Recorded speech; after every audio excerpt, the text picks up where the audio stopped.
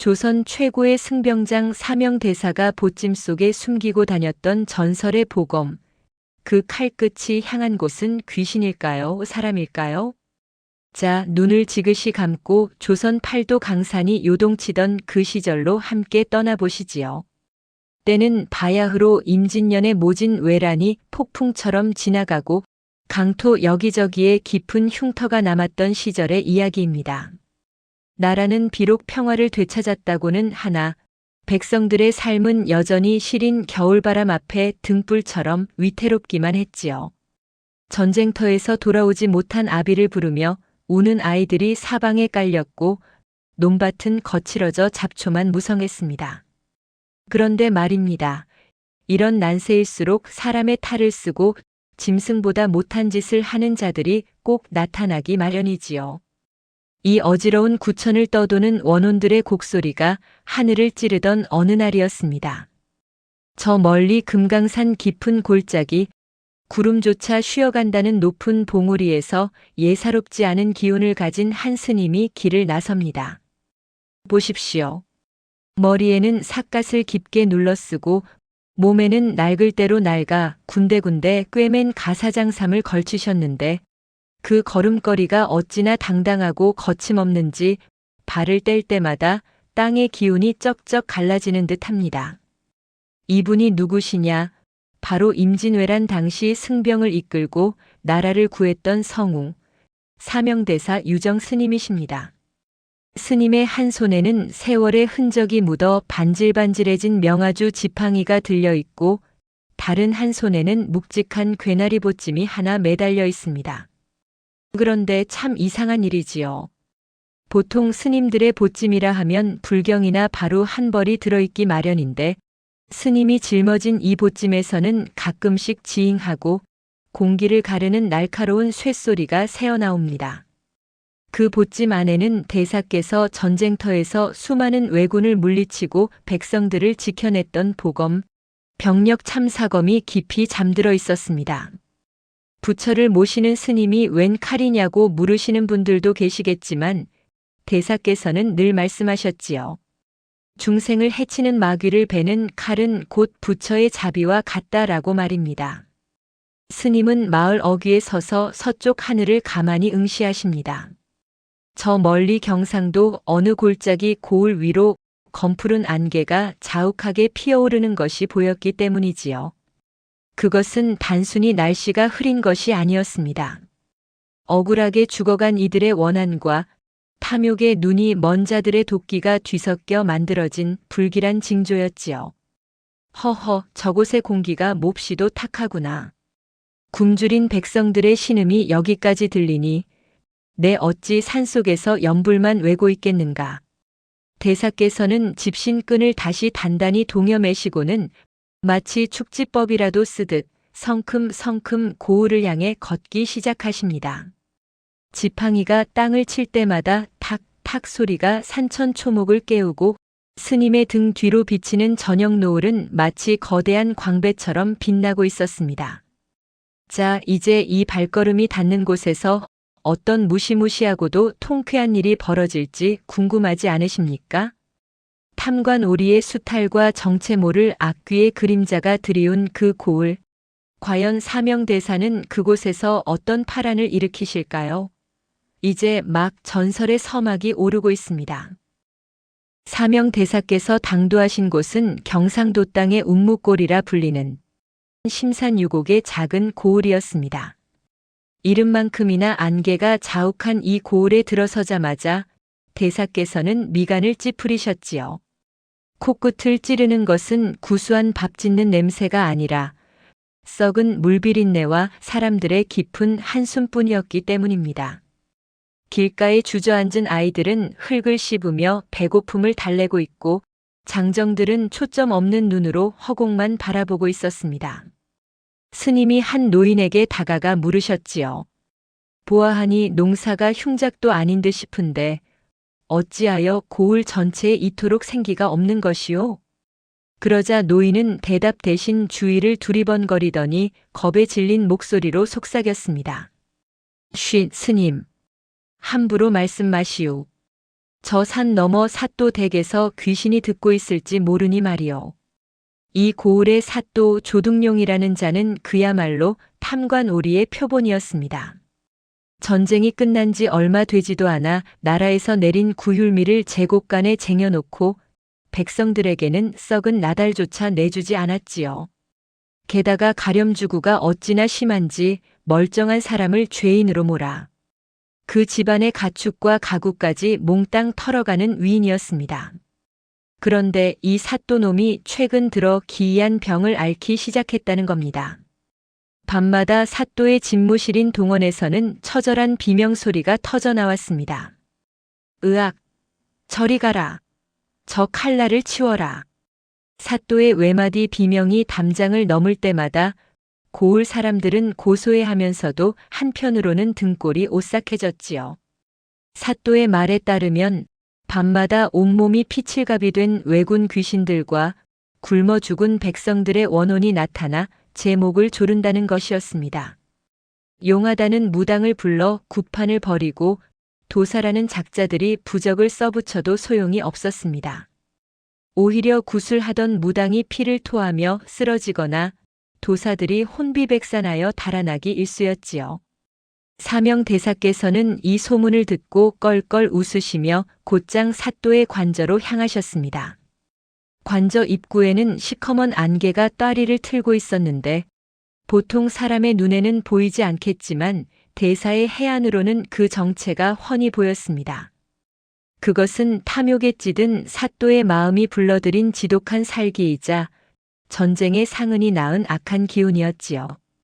관아 마당에 들어선 대사가 지팡이를 땅바닥에 쾅 하고 내리치시니 사방을 짓누르던 음산한 공기가 잠시 주춤하며 길을 터줍니다.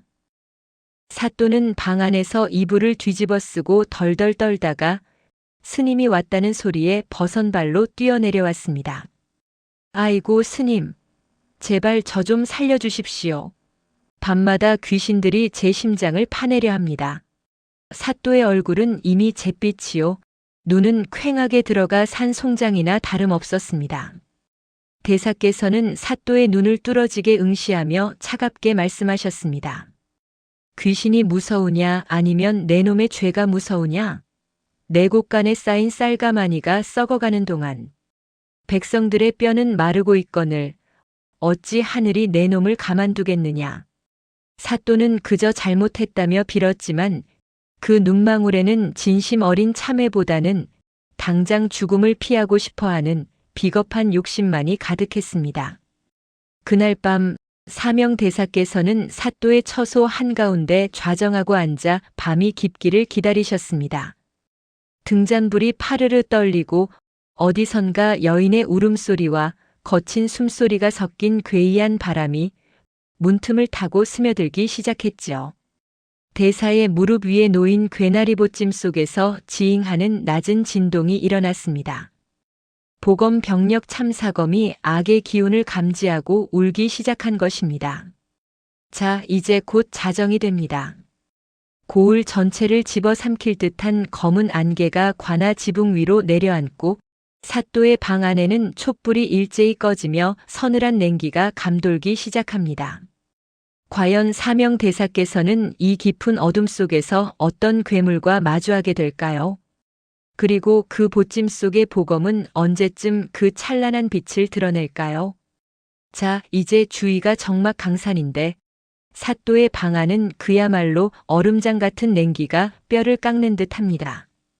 자정이 되자마자 멀리서 들려오던 소쩍새 소리마저 뚝 끊기고 세상 천지가 죽은 듯 고요해지더니 갑자기 천장을 흔드는 기괴한 웃음소리가 터져 나옵니다. 흐흐흐. 내 놈이 드디어 올 때를 왔구나. 이것은 사람의 목소리가 아니었습니다. 쇠를 긁는 듯한 날카로운 소리와 함께 사방의 문지방에서 시커먼 연기가 뱀처럼 기어들어 오는데 그 연기 속에서 형체를 알 수 없는 그림자들이 하나둘씩 일어납니다. 보십시오. 머리가 반쯤 날아간 왜군의 장수부터 아이를 업은 채 눈물이 피가 되어 흐르는 안악의 원혼까지 수십 명의 귀신이 방 안을 가득 메웠습니다. 사또 조등룡은 이미 넋이 나가 거품을 물고 구석에 처박혔고 방 가운데 홀로 앉은 사명대사의 어깨 위로 악귀들의 시커먼 손톱이 다가옵니다. 스님 비키시오. 우리는 이놈의 심장을 기어이 파내야겠소. 나라를 팔고 백성을 굶긴 이놈의 피를 마셔야 우리 원한이 풀리겠소. 원혼들의 울부짖음에 방 안의 가구들이 제멋대로 춤을 추고 촛대는 박살이나 파편이 튀어오릅니다. 대사께서는 눈을 감은 채 염주만 굴리셨으나 상황은 점점 험악해집니다. 악귀들의 대장격인 거대한 외령 하나가 썩어 문드러진 칼을 뽑아 대사의 목을 향해 내리치려 합니다. 내 놈도 저 탐관 오리와 한패더냐? 중놈의 목부터 베어주마. 하는 찰나 대사의 이마에 땀방울이 맺히고 법력이 한계에 다다른 듯 보였습니다. 사방에서 들려오는 저주 섞인 통곡 소리가 대사의 고막을 찢을 듯 울려 퍼지고 대사가 쥐고 있던 염주줄이 툭 하고 끊어지며 바닥으로 흩어집니다. 이것은 절체절명의 위기였습니다. 법력으로 감싸고 있던 방어막이 깨지자 악귀들이 일제히 대사를 향해 달려들었지요. 아이고, 이제 대사님도 끝이구나 싶은 순간 대사의 괴나리 보찜이 터져나갈 듯 요동치기 시작합니다. 보찜 속에서 새어나오는 푸른 빛이 방 안의 어둠을 찢어발기는데 그 빛이 어찌나 강렬한지 귀신들의 눈이 멀 지경입니다. 하지만 악귀들도 만만치 않았습니다. 그들은 사또의 죄악이라는 기름을 먹고 자란 놈들이라 웬만한 법력에는 끄떡도 하지 않았지요. 오히려 대사의 몸을 시커먼 연기로 칭칭 감아 숨통을 조여오기 시작합니다. 대사의 안색이 창백해지고 가쁜 숨을 몰아쉬는 일촉즉발의 순간 저 멀리 고을 백성들이 굶주림에 지쳐 내뱉는 가느다란 신음이 대사의 귓가에 스쳐 지나갑니다. 내 한 몸 살리자고 이 칼을 든 것이 아니다. 대사께서 사자후를 토하시며 눈을 번쩍 뜨셨습니다. 그 눈빛은 인자한 스님의 눈이 아니라 세상을 심판하는 명왕의 눈빛이었습니다. 손이 떨리고 무릎이 꺾이는 고통 속에서도 대사께서는 천천히, 아주 천천히 보찜으로 손을 뻗으셨습니다. 과연 대사의 손이 그 보검의 자루를 쥐기도 전에 이 거대한 악의 구렁텅이에서 살아남으실 수 있을까요? 원혼들의 손톱이 대사의 가슴팍에 닿기 직전 방 안은 찰나의 정적에 휩싸입니다. 그것은 태풍이 몰아치기 전의 고요함이자 곧 들이닥칠 천둥벼락의 예고였습니다. 자, 이제 이 지옥 같은 어둠 속에서 어떤 기적이 일어날지 손에 땀을 쥐며 지켜보시지요. 그때였습니다. 대사의 손이 보찜 속 보검의 손잡이를 움켜쥐는 순간 방 안은 더 이상 사람이 머물 수 있는 공간이 아니었습니다. 파사현정, 말을 깨트리고 바른 것을 드러내리라. 대사의 호령과 함께 보찜을 찢고 나온 병력 참사검이 그 자태를 드러냈습니다. 지잉하는 고주파의 울림이 방 안의 공기를 진동시키더니 검신에서 뿜어져 나온 서슬 퍼런 검기가 사방으로 뻗어나갔습니다. 칠흑 같던 어둠이 단칼에 베어나가고 대사를 조여오던 검은 안개들이 비명을 지르며 뒤로 물러납니다. 그런데 보십시오. 대사께서는 달려드는 외령의 목을 치지 않으셨습니다. 오히려 검을 공중으로 던져 올리시더니 사또가 잠을 자던 침상 너머 벽장 깊숙한 곳을 향해 칼끝을 겨누셨습니다. 내 놈들이 이 고을을 떠나지 못한 이유는 원한 때문이 아니라 저곳에 묶인 내 놈들의 탐욕 때문이로다. 대사의 외침과 함께 병력 참사검이 번개처럼 날아가 벽장을 박살내버렸습니다. 우지끈 소리와 함께 무너진 벽장 안에서는 무엇이 쏟아졌을까요? 귀신도 요괴도 아니었습니다. 그것은 바로 사또 조등룡이 백성들의 피땀을 짜내어 모은 수만 양의 황금과 몰래 빼돌린 군곡의 열쇠들이었습니다.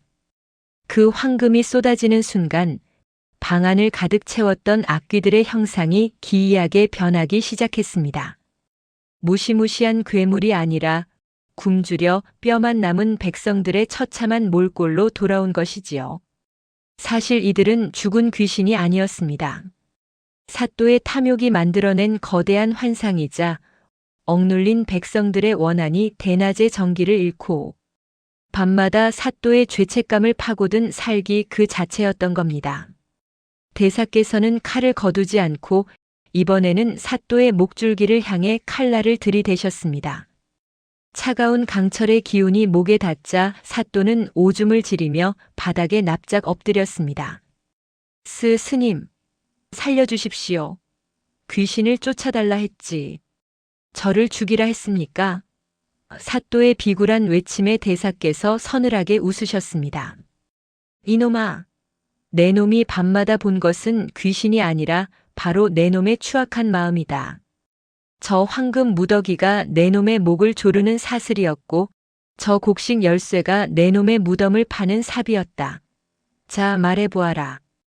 이 칼로 내 놈의 목을 베어 백성들의 원한을 갚아줄까? 아니면 저 황금의 사슬을 베어 내 놈을 사람으로 만들어줄까? 그 순간 박살난 벽장 너머로 새벽달기 우렁차게 우러젖혔습니다. 창문 틈으로 들어온 한 줄기 햇살이 병력 참사검의 칼날에 반사되어 사또의 눈을 찔렀고 사또는 그 광명 앞에 눈도 못 뜬 채 통곡하기 시작했습니다. 그것은 공포의 눈물이 아니라 비로소 제 죄를 직시한 자의 뒤늦은 참회였습니다. 대사가 칼을 휘둘러 사또의 상투를 단칼에 베어버리자 사또는 마치 목숨이 달아난 듯 자지러졌으나 이내 깨달았습니다. 베인 것은 자신의 목이 아니라 평생을 올감했던 탐욕의 굴레였다는 것을 말입니다. 방 안을 가득 메웠던 음산한 기운은 눈 녹듯 사라지고 쏟아진 황금 위로 눈부신 아침 햇살이 내려왔습니다. 이것이야말로 진정한 불법의 승리이자 칼을 든 부처의 가르침이었던 것입니다. 아침 태양이 운무골에 짙은 안개를 걷어내자 관아 마당은 이전과는 전혀 다른 풍경으로 변해 있었습니다. 사또 조둥룡은 화려한 관복을 벗어 던지고 흰 소복 차림으로 백성들 앞에 엎드렸습니다. 제 손으로 직접 창고 문을 열어젖히고 그토록 아꼈던 황금과 곡식을 굶주린 이들에게 아낌없이 나누어 주기 시작했지요. 백성들은 처음에는 어안이 벙벙하여 눈치만 보더니 이내 쌀자루를 받아들고는 목매어 울기 시작했습니다. 이게 꿈이냐 생시냐? 사명대사님이 우리를 살리셨다. 고을 곳곳에서 터져나오는 만세 소리가 산천을 울렸습니다. 죽어가던 마을에 다시금 생기의 피가 돌기 시작한 것입니다. 원한으로 가득 찼던 공기는 사라지고 그 자리에는 감사와 희망의 훈풍이 불어왔습니다. 사명대사께서는 그 소란스러운 기쁨의 현장을 멀찍이서 가만히 바라보셨습니다. 그리고는 다시 낡은 괴나리 보찜을 챙겨 어깨에 메셨지요. 조금 전까지 천지를 뒤흔드는 푸른 빛을 내뿜던 병력 참사검은 이제 다시 무거운 침묵 속에 잠겨 보찜 속으로 자취를 감추었습니다. 대사께서는 마당 한쪽에서 울고 있는 사또에게 다가가 마지막으로 나지막이 읊조리셨습니다. 보아라. 칼은 사람을 죽이기도 하지만 썩은 살을 도려내어 새 살을 돋게 하기도 하는 법이다. 내가 쥔 권력이라는 칼도 그와 같으니 앞으로는 그 칼로 백성들의 눈물을 닦는 데만 힘쓰거라. 만약 또다시 탐욕에 눈이 멀어 이 칼을 휘두른다면 그때는 내 검이 내 상투가 아니라 내 목숨을 거두러 올 것이니 명심하고 또 명심하라. 사또는 머리를 땅에 찌우며 참회의 눈물을 흘렸고 대사는 뒤도 돌아보지 않고 고을 어귀를 향해 걸음을 옮기셨습니다. 마을 사람들이 그 뒤를 쫓아와 감사 인사를 올리려 했으나 대사의 발걸음은 어찌나 빠른지 마치 구름을 타고 가는 듯하여 금세 형체도 없이 멀어져 갔습니다. 어르신들, 오늘 이야기의 끝은 이렇습니다. 사명대사가 들었던 그 서슬 퍼런 칼은 사실 무쇠로 만든 무기가 아니었습니다. 그것은 바로 자비라는 이름의 칼이었고 정이라는 이름의 불꽃이었습니다. 진정한 힘이라는 것은 남을 굴복시키는 데 있는 것이 아니라 잘못된 길을 가는 이를 바로잡고 억울한 이의 한을 풀어주는 데 있다는 것을 대사께서는 몸소 보여주신 것이지요. 이제 우리 마음속에도 사명대사의 그 복음 한 자루씩 품어보시면 어떨까요? 남을 미워하는 마음, 욕심내는 마음이 고개를 들 때마다 대사의 그 서슬퍼런 호령을 떠올리며 싹둑 베어버리는 것입니다. 그러면 우리네 삶도 오늘 이야기의 결말처럼 늘 밝은 햇살이 가득하지 않겠습니까? 자, 사명대사의 신통박력 뒷이야기는 여기서 마칩니다. 오늘 영상이 마음에 드셨다면 구독과 좋아요 한번 눌러주세요. 오늘 밤 꿈자리에는 악귀 대신 서슬퍼런 복음의 기운이 여러분의 근심 걱정을 싹 베어주기를 빌겠습니다. 모두 건강하고 평안하십시오.